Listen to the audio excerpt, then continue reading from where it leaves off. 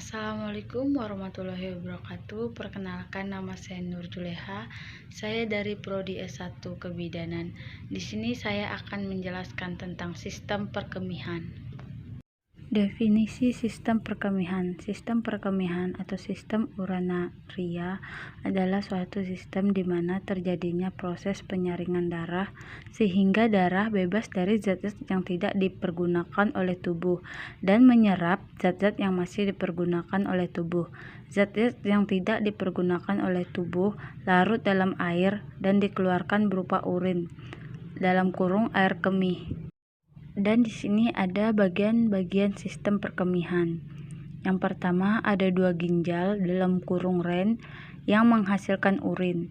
Yang kedua ada 2 ureter yang membawa urin dari ginjal ke vesika urinaria atau kandung kemih.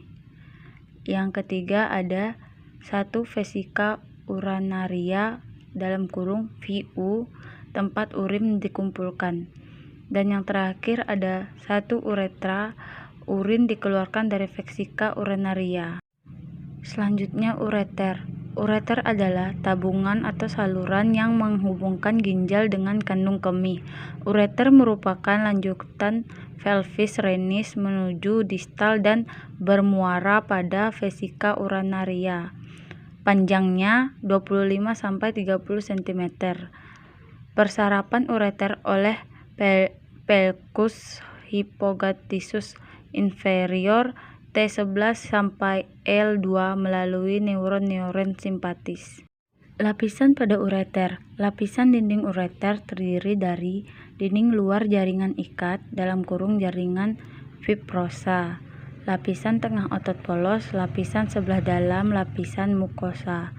Lapisan dinding ureter menimbulkan gerakan-gerakan peristaltik tiap 5 menit sekali yang akan mendorong air kemih masuk ke dalam kandung kemih (vesika urinaria). Gerakan peristaltik mendorong urin melalui ureter yang diekskresikan oleh ginjal dan disemprotkan dalam bentuk pancaran melalui osteum uretarilis masuk ke dalam kandung kemih.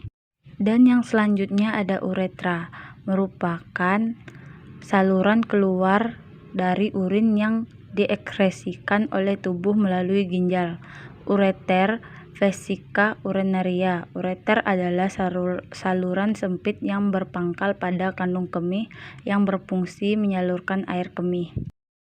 Selanjutnya ada tahapan pembentukan urin. Yang pertama ada penyaringan (filtrasi). Yang kedua ada reabsorpsi, penyerapan air kembali. Dan yang terakhir ada argumentasi. Tahap-tahap pembentukan urin. Yang pertama ada penyaringan. Filtrasi terjadi pada kapiler glomerulus pada kapsul Bowman. Pada glomerulus terdapat sel-sel endotelium kapiler yang berpori (podosit) sehingga mempermudah proses penyaringan. Penyerapan kembali, reabsorpsi. Reabsorpsi, volume urin manusia hanya 1% dari filtrat glomerulus. Oleh karena itu, 99% filtrat glomerulus akan diabsorpsi secara aktif pada tubulus contortus proximal dan terjadi penambahan zat-zat sisa serta urea pada tubulus contortus distal. Dan yang terakhir ada argumentasi. Argumentasi adalah proses penambahan zat sisa dan urea yang mulai terjadi di tubulus contortus distal. Komposisi urin yang dikeluarkan lewat ureter adalah 96% air, 1,5% garam, 2,5% urea, dan sisa substansi lain, misalnya pigmen empedu yang berfungsi memberi warna dan bau pada urin. Selanjutnya ada komposisi air kemih.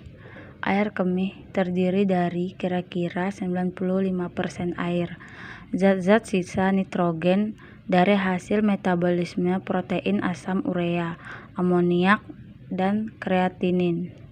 Elektrolit natrium, kalsium NH3, bikarbonat, fosfat, dan sulfat, pigmen (bilirubin, urobilin), toksin, hormon.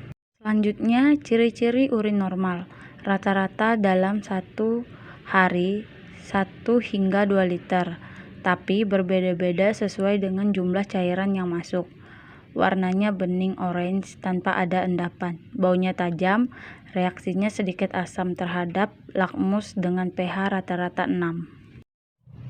Demikianlah penjelasan saya tentang sistem perkemihan.